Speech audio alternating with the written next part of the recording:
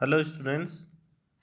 आज हम वैदिक संस्कृति के अंतर्गत सामाजिक जीवन के बारे में चर्चा करते हैं। आर्य समाज पितृसत्तात्मक था। पिता की संपत्ति का पुत्र ही उत्तराधिकारी होता था। हालांकि नारी को भी माता के रूप में पर्याप्त सम्मान दिया जाता था। धार्मिक अनुष्ठानों में पत्नी भी अनिवार्य रूप से भाग लेती थी। इस सभ्यता के अंतर्गत संयुक्त परिवार प्रथा प्रचलित थी। ऋग्वेद के अंतिम काल में वर्ण व्यवस्था के चिन्ह दृष्टिगोचर होते हैं। ऋग्वेद के 10वें मंडल के पुरुष सूक्त में विराट पुरुष द्वारा चारों वर्णों की उत्पत्ति का वर्णन मिलता है। इसके अनुसार ब्राह्मण की उत्पत्ति विराट पुरुष के मुख से, क्षत्रिय की उत्पत्ति भुजाओं से, वैश्य की उत्पत्ति जांघों से एवं शूद्र उसके पैरों से उत्पन्न हुआ है। वैश्य व शूद्र शब्द का ऋग्वेद में केवल एक बार उल्लेख हुआ है। शूद्र का सर्वप्रथम उल्लेख 10वें मंडल के पुरुष सूक्त में ही मिलता है। अन्य मंडल या सूक्तों में शूद्र का उल्लेख नहीं मिलता। प्रारंभ में तो 3 वर्णों का ही उल्लेख मिलता है, क्षत्रिय, वैश्य और ब्राह्मण। ऋग्वेद में वर्ण व्यवस्था जन्म आधारित न होकर कर्म पर आधारित होती थी। वैश्य शब्द का प्रयोग भी पुरुष सूक्त में ही हुआ है। शेष ग्रंथों में विष शब्द मिलता है। ऋग्वेद में एक ऋषि यह कहता है, मैं कवि हूँ, मेरा पिता वैद्य है तथा मेरी माता अन्न पीसने वाली है। साधन भिन्न है परंतु सभी धन की कामना करते हैं। अर्थात एक ही परिवार में अलग अलग वर्ण के लोग निवास करते थे, क्योंकि वर्ण जन्म पर आधारित न होकर कर्म पर आधारित था। ऋग्वेद में वर्ण शब्द रंग के अर्थ में तथा कहीं कहीं व्यवसाय चयन के अर्थ में भी प्रयुक्त हुआ है।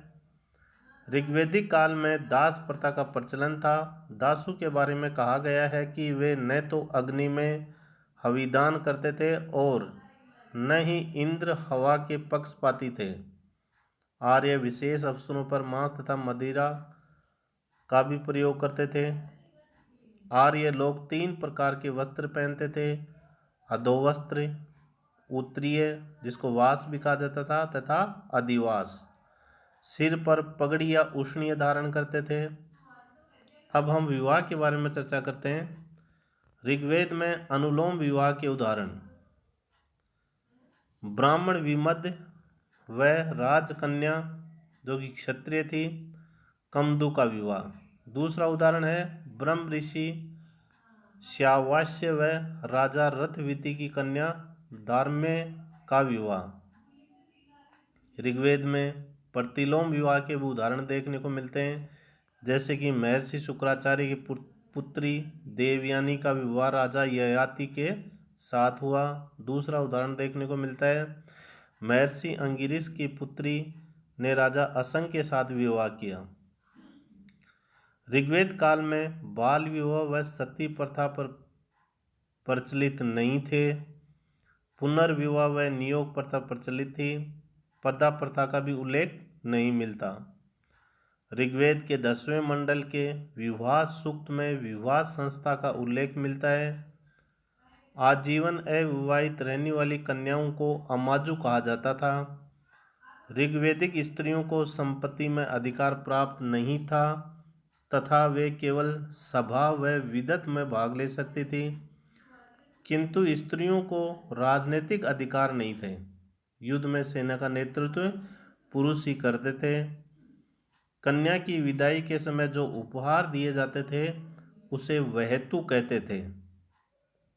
ऋग्वेदकालीन शिक्षा के बारे में देखते हैं। स्त्रियां भी वैदिक शिक्षा प्राप्त करती थी, वह उन्हें यज्ञ करने का अधिकार भी था।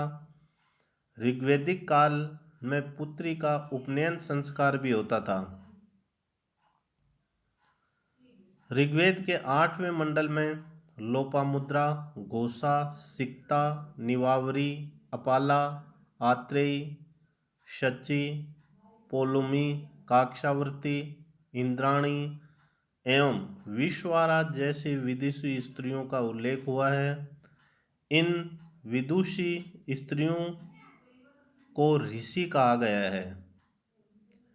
लोपामुद्रा विदर्भ राज की पुत्री व अगस्त्य ऋषि की पत्नी थी। शिक्षा गुरुकुल में दी जाती थी, वह मौखिक होती थी।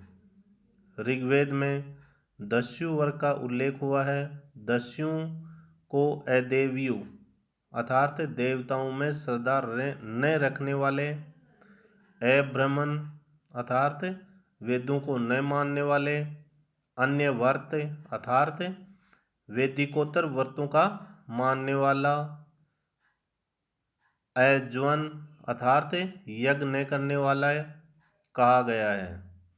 दस्युओं के लिए अनास अर्थात चपटी नाक वाले तथा मृद्रवाच कटुवाणी वाले जैसे विशेषणों का प्रयोग हुआ है। इन्हें एक स्थान पर अमानुष भी कहा गया है। धन्यवाद। शेष हम अगले वीडियो में चर्चा करेंगे।